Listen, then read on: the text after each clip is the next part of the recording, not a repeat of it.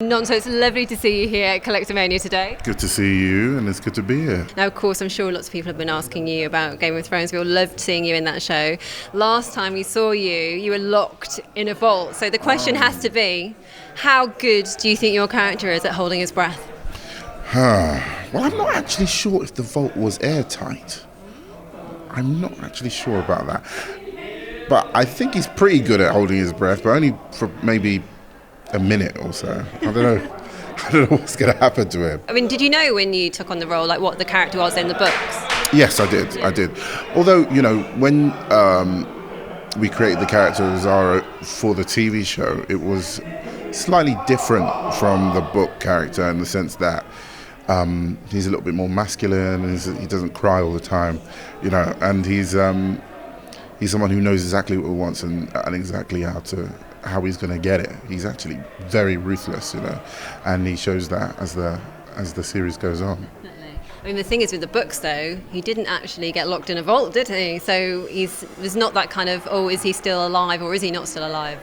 No, there isn't. And you know, if you've read the books, you know that he appears again in later series. So, but you know, the series departs at some points during the series from the book. So, you know, you never know. Xaro may be back again. We'll see. How much would you like to kind of break open that vault and come storming out? I'd love to come back to Game of Thrones. I mean, it's definitely in my top 2 TV shows of all time. I would say The Wire and Game of Thrones are my favourite TV shows.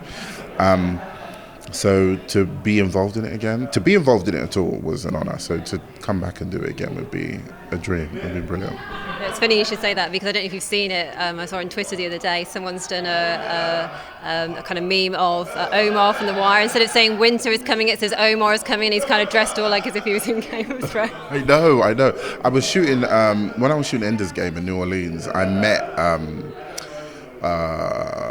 Michael K. Williams, who plays Omar, and I was about to, because Wire is like one of my top shows, so I was like, oh, and before I could say it, he was like, Game of Thrones, Xaro! And it was like, it showed me just exactly how much it transcends different ages, you know, genres, because you got to remember, this is a fantasy TV show.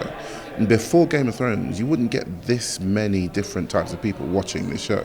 So it's spread to so many different people, cultures, and across the world. So it's touched everybody's hearts. Absolutely. And if you could have Xaro bursting back onto the scene, what would you like to see him do on the show? Well, I'd like to see him make peace with Khaleesi and somehow join forces with her and rule the world. But I don't know if he came back, if she would be so merciful. I don't know. He'd have to be bearing gifts. We've seen so many great deaths on the show over the 4 seasons, but who for you stands out in season 4 as having a particularly memorable death? The most relevant is Joffrey, and everybody must have been just laughing with glee, you know, when they saw his eyes bulging and his eyes turned red and the froth coming out of his mouth. I thought that was great. I mean, you've been waiting for that to happen. I'd been waiting for that to happen since I knew that it was coming, but I didn't know when.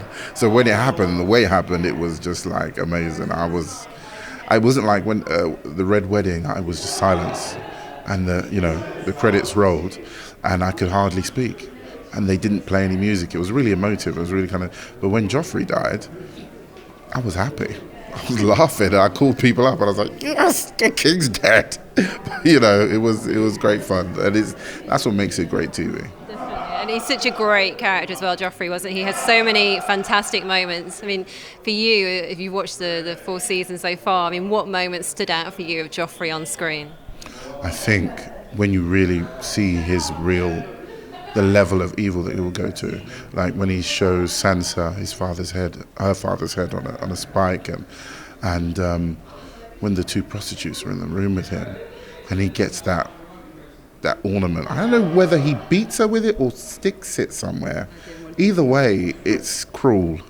It's really cruel, and I think for me those stand out as the moments that you see the level that his character will go to, I think. And we've had some amazing moments as well, from so many of the cast, but just thinking of that, the Lannister family, I mean, Charles Dance as Tywin as well has had some pretty standout moments, hasn't he? What have been the moments for you that have stood out for Charles Dance?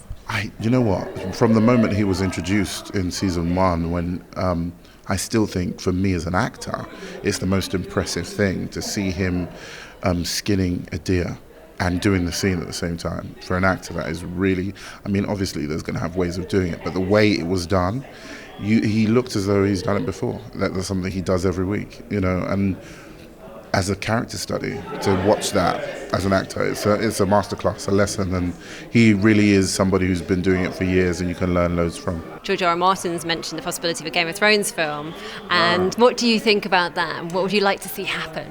I would love to see a Game of Thrones film, but I think it would have to be almost like the end of the series would be like you would encapsulate it in one film, rather than trying to do the whole series as a film, because I don't think you could I mean, it's taken us 4 episodes just to get through 3 books, 4 seasons to get through 3, you know, and we haven't even really got through 3 books.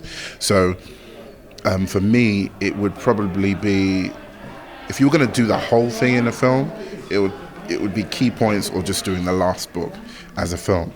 But I'd love to see a movie of Game of Thrones. The thing is, if you're going to do a film of Game of Thrones, it would have to be of such quality that, because the TV show is like a film anyway. To me, it's so great. Working on Game of Thrones compared to working on film. So for me, if they were going to find the value of making a film and making it that much higher quality than a TV show, I would love to see it.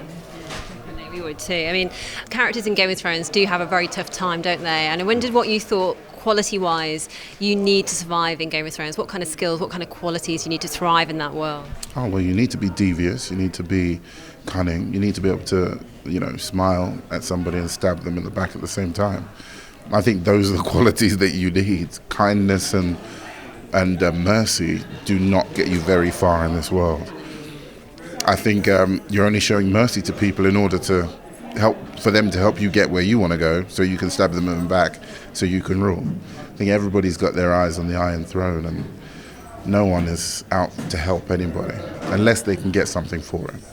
And speaking of the Iron Throne, who would you like to see on that Iron Throne at the end of the day? Well, I don't want to say, I don't want to be biased because I've worked with her. I think Khaleesi, I would really like, she's gone on, for me, the biggest journey of all the characters, and I think that for her to return victorious and be on the throne would be, you know, that would be ideal for me.